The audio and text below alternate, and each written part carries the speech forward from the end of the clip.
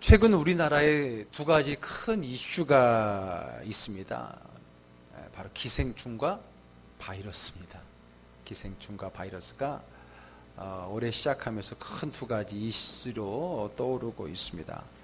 잘 아시겠지만 먼저 우리 봉준호 감독의 기생충이라고 하는 영화가 프랑스 칸 영화제의 최고 작품상인 황금 종려상을 받았는데, 그것뿐만 아니라 미국에 있는 아카데미 시상식에서 외국어 영화, 즉 자막이 있는 영화로서는 최초로, 올해가 92년째 시상식인데 92년 만에 처음으로 자막이 있는 외국어 영화가 작품상을 받았다 합니다. 아주 놀랄 경사스러운 일이죠.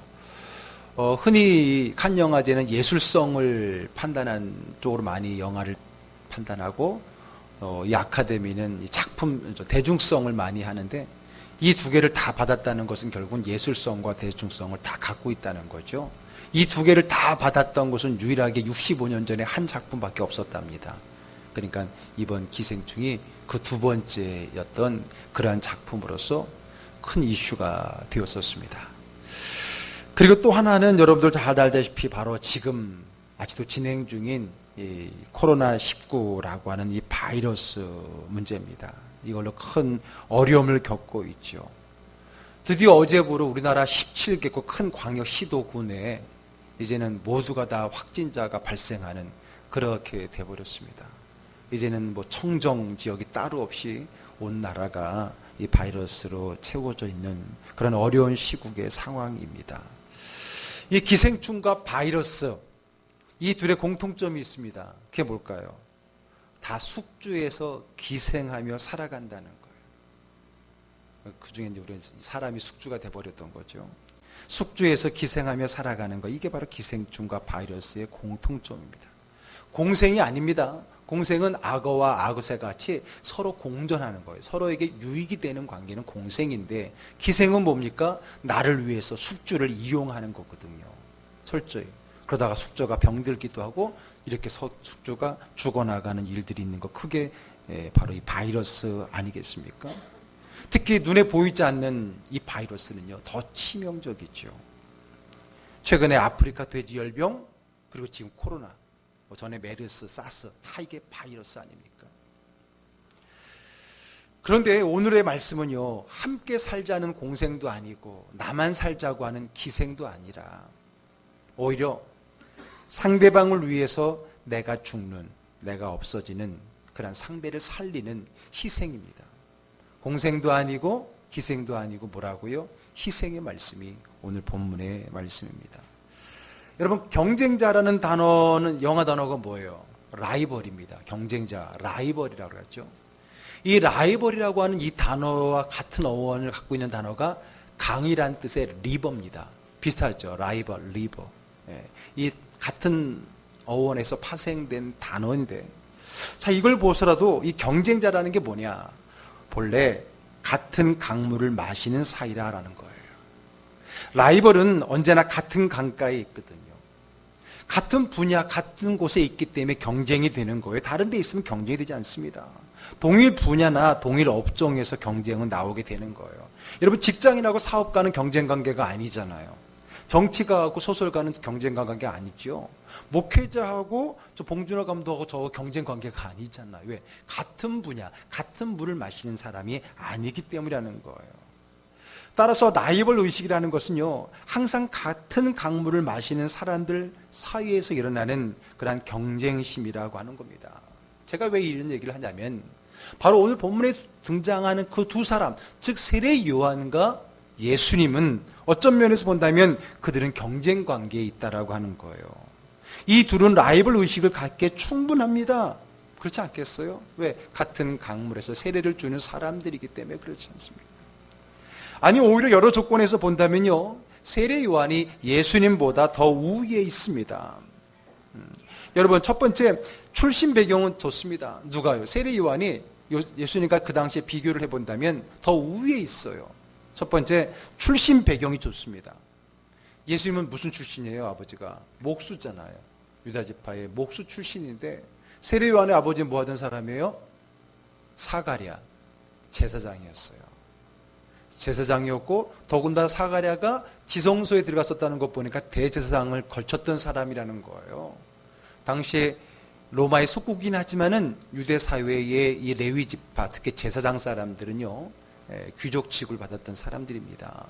그러니 당시 상황으로 봐서 세례 요한과 예수님의 그 신분적으로 본다면 당연히 세례 요한이 우위에 있을 수밖에 없습니다. 뿐만 아닙니다. 주로 우리나라 사람들이 많이 따지는 이야기죠. 예수님이 주민등록 번호가 더 빠릅니다. 아니, 죄송합니다. 세례 요한이 더 빠릅니다. 한 6개월 정도 세례 요한이 예수님보다 먼저 태어난 형님입니다. 더군다나 누가복음에 보게 되면요, 예수를 잉태한 마리아가 이제 바로 세례 요한을 잉태한 엘리사벳에게 가잖아요. 친척 관계에 있었던 겁니다. 친척 관계에 있는 거니까 결국은 이 둘의 관계는 어떻게 본다면 예수님은 요한의 외가 쪽 사촌 동생이라고 볼 수도 있는 거죠. 그러니까 서열적으로 봐도 그랬다는 거예요. 뿐만 아닙니다. 요한은 오랜 기간 경건의 훈련을 거친 사람입니다. 계속 광야에서 훈련을 했던 사람이에요. 근데 예수님은요, 이때껏 목수일을 하다가 이제 막 40일 금식하고, 물론 세례 받고 난 후에 했죠. 그것도 이제 막 시작하는 그 시작의 사람이었다라고 하는 거죠. 뿐만 아니라 요한이 예수님보다 먼저 사역을 시작한 선배입니다. 선배예요. 왜냐하면 예수님이 사역을 할 즈음에 이미 세례 요한은 유명한 사람이었어요. 심지어는 이 예수님조차도 세례 요한에게 세례를 받지 않았습니까? 자, 이렇게 경쟁이라는 관계를 보았을 때 이 두 사람은 오히려 한쪽으로 기울을 수밖에 없어요. 세례 요한이 신분으로나 또 이 바닥에 또는 나이로나 모든 면에 있어서 앞선 게 사실이라고 하는 거예요. 그런데 우리 주의를 끄는 것은 오늘 본문의 첫 절입니다. 자, 22절 한번 읽어볼게요. 그 후에 예수께서 제자들과 유대 땅으로 가서 거기 함께 유하시며 세례를 베푸시더라. 예. 세례 요한의 전유문인 줄 알았던 그 세례가 이제는 예수님도 행하고 있다라고 하는 거예요. 예수께서 제자들과 유대 땅으로 가서 거기 함께 유하시며 세례를 베풀었다. 누가요? 예수님도 세례를 베풀었다는 거예요. 그러면 요한은 더 이상 세례를 안 했을까요? 아닙니다. 23절도 볼게요. 요한도 살렘 가까운 예논에서 세례를 베푸니 거기 물이 많음이라. 그러므로 사람들이 와서 세례를 받더라. 자, 지금 예수님도 그렇고 세례 요한도 그렇고 둘 다 세례를 베풀고 있는 거예요. 같은 분야, 같은 동종의 일을 하게 됐다라고 하는 거예요. 같이 세례를 베풀고 있었습니다. 요한과 예수님이 같은 세례의 강에 거하게 된 거예요. 그게 뭐예요? 리바이벌. 같은 강에서 경쟁 구도가 생겼다라고 하는 거죠. 같은 세례의 강에 거하게 된 겁니다. 그런데 요한을 쫓는 무리가 월등히 많았다면 문제가 안 돼요. 경쟁도 안 되죠. 왜? 여기는 원조고 또 여기에 더 많이 있으면은 별로 비교가 안 될 거예요. 그런데 사정은 정반대가 됩니다. 그 요한의 제자들이 달려와서 하는 얘기 속에 등장하죠. 자, 26절로 가겠습니다. 읽습니다. 그들이 요한에게 가서 이르되 라삐여, 선생님과 함께 요단강 저편에 있던 곧 선생님이 증언하시던 이가 세례를 베풀매 사람이 다 그에게로 가더이다.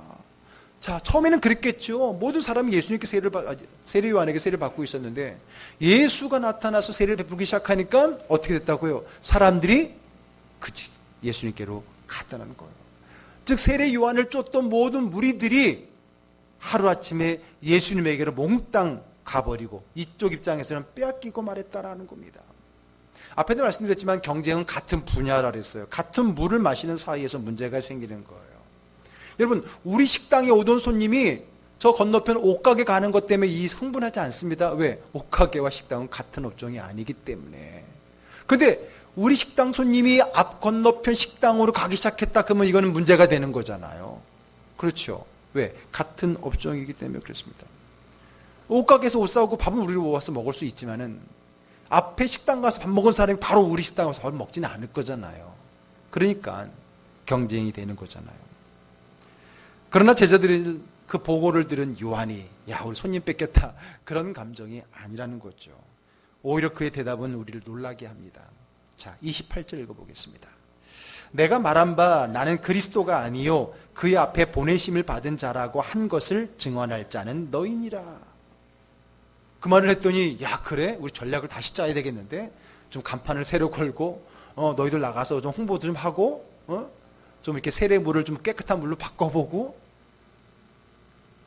그것을 준비한 게 아니라 그 이야기를 듣자 오히려 세례 요한의 얼굴에 환한 미소가 띄면서 마치 기다렸다는 듯이, 마치 그게 더 잘된 일이라는 듯이 얘기하고 있다는 거예요. 그래서 뭐라 그러는 거예요? 나는 그리스도가 아니라는 거예요. 그 말은 뭐예요? 나는 가짜야. 난 진짜가 아니야. 저분이 진짜야. 나는 그를 위해 존재하는 거야. 나는 그를 밀어드려야 돼. 그러므로 나를 따르는 너희들도 그렇게 해야 돼. 이제부터는 나에게 오지 마. 이제 그분에게 가. 그 얘기를 하고 있는 거예요. 그리고 그 사실을 너희가 많은 사람들에게 증거해 주어야 돼. 너는 나를 쫓지 말고 그를 쫓아라. 그의 제자가 되라고 하는 거예요. 다시 말해서 우리 식당에 오던 사람이 건너편 식당으로 막 몰려가고 종업원들이 속상해서 얘기하니까 웃으면서 잘 된 거야. 저 집이 진짜야. 이제 너희들도 저쪽 가. 이렇게 말하는 것 같다는 거예요. 그럴 수 있겠어요? 황당하잖아요. 오히려 자기를 떠나라니요. 여러분, 우리나라는 지금 기생충, 바이러스뿐만 아니라 또 하나 이슈가 있어요. 그게 뭐예요? 총선입니다. 4월에 있을 총선도 하나의 이슈입니다.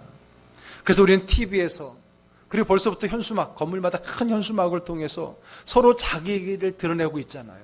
나를 따르라고, 우리 당으로 오라고, 나를 밀어달라고, 나에게 표를 달라고 말을 합니다. 왜? 상대방을 이겨야만 내가 당선되는 무한 경쟁을 살아가고 있기 때문에 그래요. 상대방도 잘 되고 내가 잘 되고 그런 게 없어요. 상대방이 잘 되는 것은 곧 내가 못 되는 거거든요. 이런 경쟁 사회 속에서는 상대방을 밟고 눌러야만이 내가 되는 거거든요. 그러니까 얘네 저거는 아직도 비방하고 네거티브 전략은 여전히 있는 것 아니겠습니까? 왜? 상대방이 죽어야만 내가 사는 이 모습인 거죠. 그것은 마치 기생충, 바이러스와 크게 다르지 않는다는 생각은 저만의 생각일까요? 이런 상황 속에서 나는 부족하니까 나 말고 저 사람을 찍으세요. 나는 인물이 아니니 나 말고 저 사람을 지지해 주세요. 저 사람이 훨씬 더 훌륭합니다. 나는 떨어져야 되고 저 사람은 당선돼야 됩니다. 이런 사람이 어디 있겠어요? 희생은커녕 공생도 힘들어하지 않습니까? 그런데 세례 요한은 자신이 아니라 오히려 자기는 경쟁자가 아니다. 그가 이기도록 돕는 자라는 거예요. 자, 다시 요한이 이렇게 말합니다. 29절 읽어봅니다. 신부를 취하는 자는 신랑이나 서서 신랑의 음성을 듣는 친구가 크게 기뻐하나니 나는 이런 기쁨으로 충만하였노라. 예수님이 잘 된다는 게 나에게 뭐라고 해요? 기쁨이라고 하는 거예요. 왜? 그와 나는 경쟁자가 아니기 때문이라는 거예요. 비유를 들으죠? 그가 신랑이라면 난 누구라는 거예요? 신랑의 친구라는 거예요. 그러니까 신랑이 잘 되는 것을 기뻐하고 축하해주고 오히려 그것을 즐기는 사람이 바로 나라고 이야기하는 겁니다. 착각하지 마. 나는 예수님과 경쟁하려고 온 게 아니야. 예수님을 위해서 온 거야. 예수님을 더 잘 되게 하기 위해서 내가 돕기 위해서 왔다라고 이야기하는 거예요. 나는 신랑의 친구야. 신랑이 잘 되는 게 내게 좋은 것이지 신랑이 잘 되면 내가 시기 질투하는 거 아니야. 무슨 삼각관계 아니야. 그것은 그의 진심이었습니다. 근데 어떻게 그럴 수 있을까요? 아니 세례 요한도 여러분 사람이잖아요. 우리가 똑같은 사람이잖아요. 경쟁심이 있고 자존심도 있고 시기심도 있을 것인데 근데 어떻게 그렇게 할 수 있을까요? 물론 그가 위대한 사람이기 때문에 그렇게 하겠죠.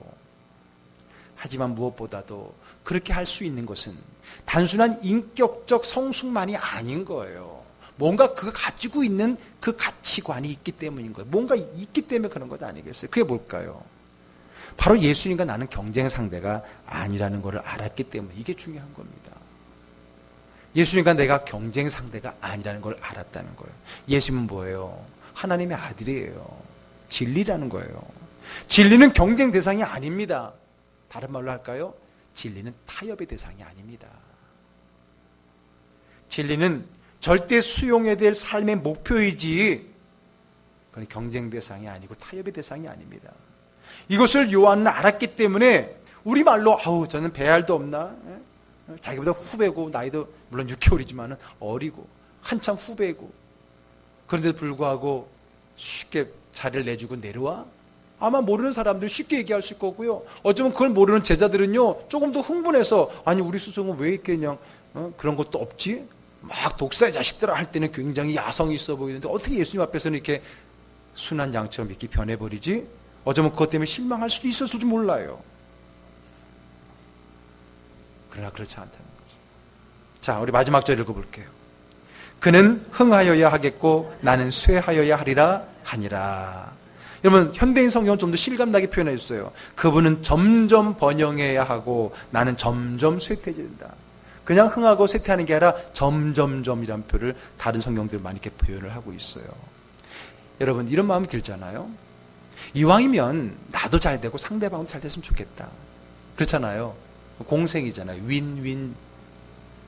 이왕이면 나도 잘 되고 상대방도 잘 되면 얼마나 좋아. 그렇게만 해도 여러분 대단한 겁니다. 이 시대를 살아가는 사람들 치고는. 그렇지 않겠어요?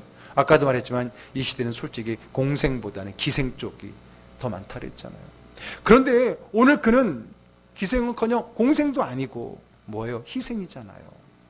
희생이잖아요. 그는 잘 돼야 되고 더불어 나도 좀 잘 됐으면이 아니라 나는 안 돼야 된다는 거죠. 그는 흥해야 되고 나는 쇠해야 된다. 그 말이 뭐예요? 그는 성공해야 되고 나는 망해야 된다라고 하는 거예요. 아니, 앞집 식당은 성공해야 되고 우리 식당은 망해야 된다. 그런 사람이 어디 있어? 근데 여기 있잖아요. 요한이 그렇게 얘기하고 있는 거예요. 여러분, 시소 알죠? 시소. 아이들 놀이터의 시소. 상대방을 올리려면 어떻게 해야 돼요? 내가 내려가야죠. 같이 올라갈 수 있는 시소 고장난 시소예요. 그렇죠. 상대방을 올리면 내가, 우리나라에도 널뛰기 있죠. 상대방을 올리면 내가 내려가야죠. 예수를 높이기 위해서 자신이 낮아지고 있다라고 하는 겁니다. 자, 그렇다면 오늘 우리에게, 자, 요한이 낮아지고 예수를 높이기 위해 낮았다 그랬어요. 그 성경 이야기라면 오늘 우리가 이 말씀을 통해서 우리에게 주시는, 그러면 우리가 무엇이 낮아져야 되는가? 내가 흥해야 될 것은 무엇이고 내 안에 쇠해야 될 것은 무엇이냐는 거예요.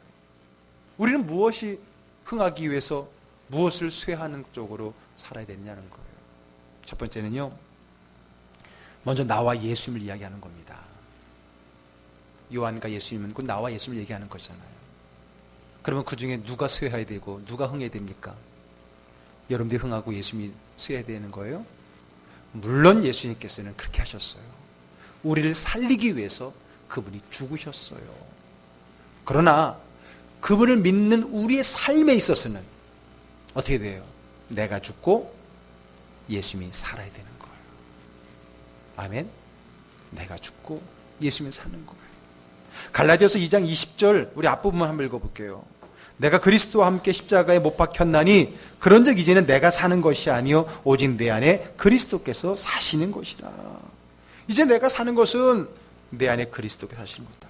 내가 예수님과 함께 죽었기 때문에 이제 내 안에 그리스도께서 사시는 거예요. 그래야 내가 잘 사는 거예요. 아니야, 내가 살 거야. 그래서 내 안에 예수를 소멸시키면 내가 잘 살 것 같죠? 그게 아니라는 거예요. 오히려 내가 사는 길은 내 안에 예수를 살리는 길이다. 내가 죽고 내 안에 예수를 살리는 것. 그것은 다양한 표현으로 가능합니다. 내 의견이 죽고 예수님의 의견이 사는 것. 내 욕망을 버리고 나를 향한 하나님의 사명으로 살아가는 것. 그게 바로 나는 죽고 예수를 사는 거잖아요. 내 고집과 내 경험과 내가 하고 싶은 욕망을 내려놓고 나를 향한 하나님의 뜻과 계획과 하나님의 말씀대로 사는 것. 그게 바로 내가 죽고 예수로 사는 것 아니겠습니까? 오늘 예수님께서 오늘 말씀의 세례 요한이 나는 쇠해야 되고 예수님은 흥해야 된다는 게 뭐냐? 오늘 내가 죽어야 내 안에 주님이 사시고 주님이 나를 위해 나를 통해 사실 때에 내가 잘 살게 된다는 말씀을 우리에게 주고 있는 겁니다. 그러므로 내가 쇠하여지고 내 안에 예수께서 흥하여야 되는 거예요. 또는요, 또 어떻게 표현할 수 있을까요? 옛사람과 새사람이에요. 바울 사도가 많이 말했죠. 옛사람이 죽고 새사람으로 살아야 된다는 겁니다. 옛사람은 어떤 사람이에요? 옛사람은 어떤 사람이에요? 예수를 모르던 죄의 노예로 살았던 사람인 거죠. 그리고 새로운 하나님의 사람. 우리 2주 전에 요단강에서 바로 그 세례에 대한 말씀도 지난주에 이야기를 했지 않습니까? 세례라는 것. 또 우리 광야에서 회개하는 얘기도 하면서 진정 우리 삶의 진정한 봄이 위해서 내 안에 그런 어둠의 흔적들을 지워 나가야 되는 거죠. 또 이렇게 표현할 수 있을 거예요. 육의 관심과 영의 관심. 세상 일과 주의 일. 자, 에베소서 4장 22절부터 24절 읽어볼게요. 너희는 유혹의 욕심을 따라 썩어져가는 구습을 따르는 옛사람을 벗어버리고 오직 성령의 심령이 새롭게 되어 하나님을 따라 의와 진리의 거룩함으로 지으심을 받은 새 사람을 입으라. 아멘. 옛사람을 벗어버리고 새 사람을 입어라 하는 겁니다. 그거예요. 옛사람은 쇠하여야 되고 새 사람은 흥해야 되는 거죠. 내 안에 육적인 욕망은 쇠하여야 되고 내 안에 영적인 갈급함은, 영적인 그 비전은 흥해야 된다는 겁니다. 내 세상 일에 대한 관심은 줄어들어야 되고 하나님의 그 나라와 의를 위하는 나의 관심과 생각은 늘어나야 된다는 거예요. 이것이 오늘 세례 요한이 그는 흥해야 되고 나는 쇠야 된다는 거예요. 단순히 그 세례터가 잘 되고 우리 세례터가 망해야 된다는 얘기를 하고 있는 게 아니잖아요. 오늘 우리 삶 속에 흥해야 되고 쇠야 될 것이 무엇인지를 생각해 볼 때에 그것은 바로 나 자신이고 나 옛사람이고 육의 관심이고 욕망이고 세상 일이잖아요. 반면에 우리 주님이 또 주님을 통한 새로운 영적인 사람이 영의 관심과 그의 나라와 의를 추구하며 살아가는 나의 삶의 가치와 그런 삶의 내용들이 우리 안에 회복되고 다시 살아나기를 주의 이름으로 축복합니다. 아멘. 여러분 그거 아시죠? 요한이 빨리 쇠할수록 예수님은 빨리 흥하게 되어지는 겁니다. 아까도 말했지만 윈윈이 아니라 그랬습니다. 시소로 생각하셔야 돼요. 예수님을 높이 올려드리기 위해서는 나는 최대한 낮아져야 되는 거예요. 만일 여러분 생각해 봅시다. 요한이 빨리 퇴장하지 않고 계속 미적미적 자기 그것을 갖다가 조금 즐기고 싶고 좀 더 누리고 싶은 욕망 때문에 민그적 했더라면 어떻게 됐을까요? 한번 상상해 보세요. 요한이 인간인지라 경쟁심이 막 생기고 남자로서 경쟁심 그게 막 폭발적으로 일어나고 뭐야 나도 좀 해보고 싶 이런 마음도 막 생겼다고 생각해 보세요. 어땠을까요? 예수님 그 시대 혼란스러웠을 거예요. 왜? 사람들은 헷갈렸을 거예요. 도대체 누가 메시아야? 그런 가운데 사람들은 둘로 나눴을 겁니다. 세례 요한파, 예수파. 누구에게 세례를 받았느냐? 나눠지지 않겠어요? 고린도 교회도 여러분 내가 누구한테 은혜를 받았느냐고 해서 게바파, 바울파, 아볼로파 나눠지듯이 세례 요한이 예수님이 나타났는데도 불구하고 여전히 아쉬움과 미련이 있고 또 욕망이 있고 욕심이 있고 자기 또 계획이 있어서 계속해서 자기 일을 해나갔더라면은 더 혼란스러웠을 것이고요. 예수님 사역에 많은 방해가 됐을 겁니다. 여러분 주인공을 소개했다면 그 사회자는 빨리 들어가야 돼요. 주인공 소개하는데 주인공 나오는데도 계속 마이크 잡고 하는 제일 잘 못 보는 사람인 거죠. 주인공이 나올 때에 빨리 어둠의 커튼 뒤로 사라질 줄 아는 사람이 이 사람이 주인공을 높일 수 있는 사람이잖아요. 여러분 겨울이 가야 봄이 오는 거예요. 좀 아쉬움 때문에 민구적 그게 이제 꽃샘추위인 것잖아요. 어둠이 물러가야 낮이 오는 거예요. 아침이 오는 거예요. 죽어야 사는 거예요.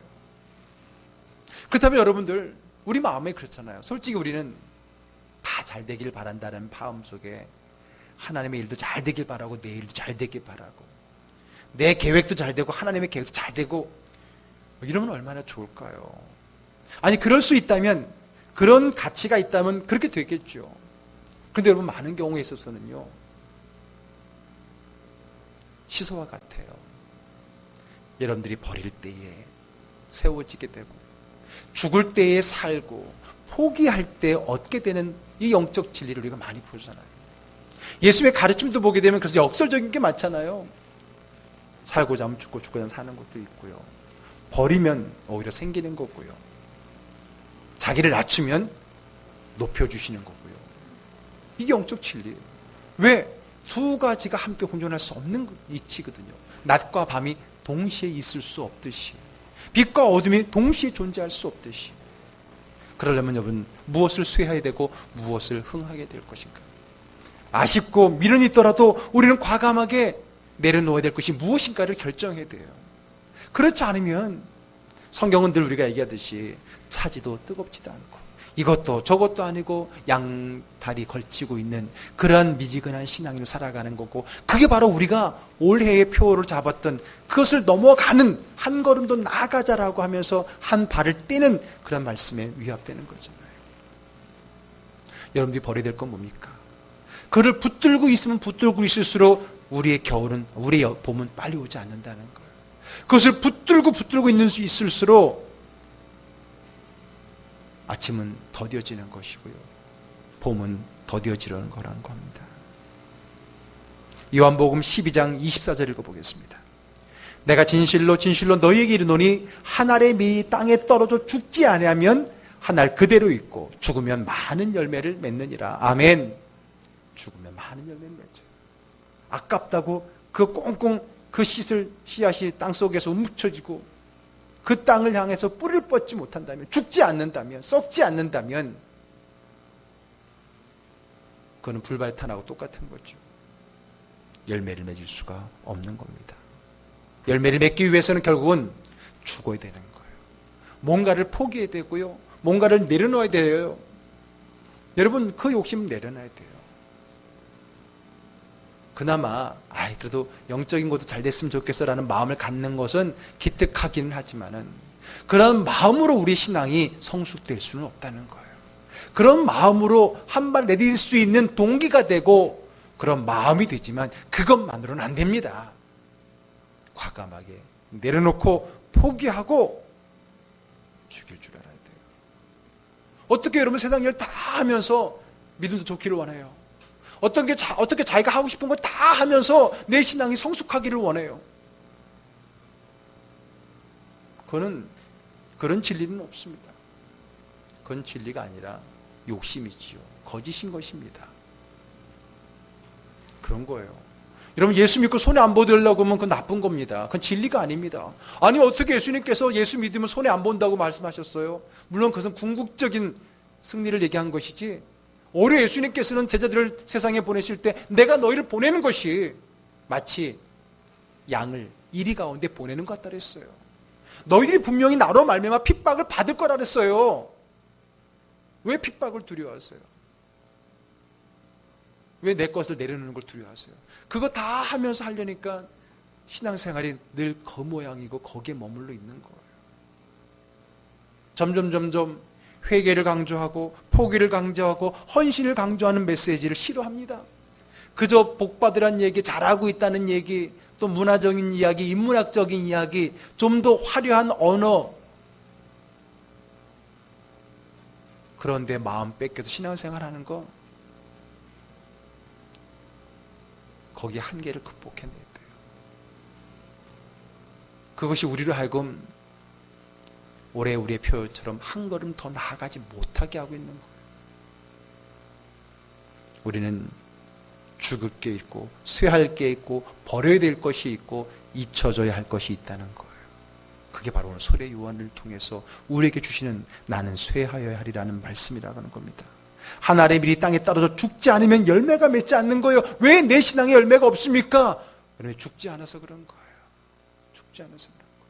포기하지 않아서 그런 거예요. 내려놓지 않아서 그런 거예요. 여전히 머뭇거리고 계산하고 있고 양쪽에 다 붙들고 있기 때문에 우리가 그러는 것 아니겠습니까?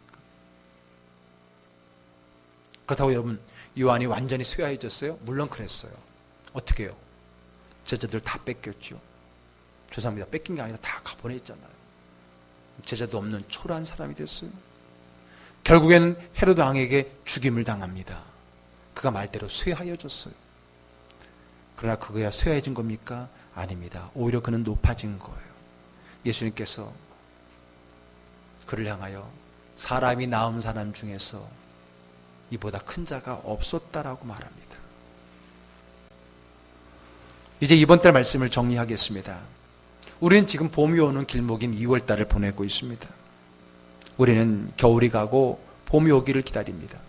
이것은 단순히 2020년의 계절만이 아니라 우리 인생의 계절에도 봄이 오기를 누구나 원하고 있어요. 특별히 이번 코로나 바이러스로 인해서 정말 이 늦겨울에 이 겨울 끝자락을 힘들게 보내고 있는 우리들, 하루빨리 바이러스가 물러가고 우리나라 나라만이 아니죠. 전 세계 다 그러니까 이 시대에 빨리 새 봄이 오기를 누구보다 기다리고 있는 줄 압니다.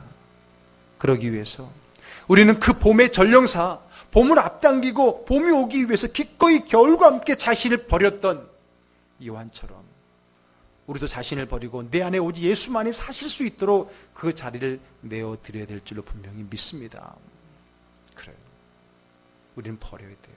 뭔가를 잃어야 돼요. 뭔가를 포기해야 돼요. 뭔가를 쇠해야 돼요. 그래야 그것을 양분 삼아서 우리 안에 얻게 되는 그것이 있기 때문에 그런 거예요. 그래서 이제는 내가 육체 가운데 사는 것은 나를 사랑하사 나를 위하여 자기 몸을 버리신 예수님의 그 믿음으로 사는 것입니다. 라는 갈라디아서 2장 20절의 고백을 할 수가 있는 거예요. 내가 죽고 내 안에 예수가 살 때 이제는 그 예수를 믿는 믿음으로 살아갈 수 있는 힘이 생긴 겁니다. 무엇이 믿음 생활입니까? 내가 죽고 내 안에 예수가 사는 게 믿음 생활이에요. 여러분들이 말하는 믿음 생활은 그냥 종교 생활이 경우가 많잖아요. 믿음 생활이 뭡니까? 예배 가고 헌금하고 성경 읽고 기도하는 거, 그 행위가 아니라 그 행위는 나를 죽이는 행위고 내 안에 예수가 살게 하는 거예요. 그런데 이상하죠? 기도를 하고 예배를 드리고 말씀을 읽어도 자기가 사는 게 아니라 자기가 더 높아져 나가는 사람은 뭘까요? 오히려 예수를 이용해서 자기가 높아지려고 하는 경쟁 아닌 경쟁심 때문에 그런 건가요? 그러니까 우리의 믿음은 자라지 않는 거예요. 더 놀라운 것은 그것이 진리냐 착각하고 오히려 더 확고한 신념 속에 더 이상 변화되지 않는 괴물이 되어가고 있는 건 아닌가요? 이제 이 혹독한 겨울을 끝내고 혹독한 우리 인생의 겨울도 끝내고 이 코로나 바이러스도 빨리 물러가고 저와 여러분 이 땅에 참된 봄이 오기를 주님 축복합니다. 그래서 우리의 삶에도 우리 신앙에도 이 나라 따뜻한 봄이 오고 되고 하루속히 그 봄으로 인해서 빛 안에서 참되고 밝고 아름다운 믿음의 삶을 함께 나누며 누리며 전하며 그 기쁨 가운데 살아가는 우리 모두 되어지기를 주의로 축복합니다. 기도하겠습니다.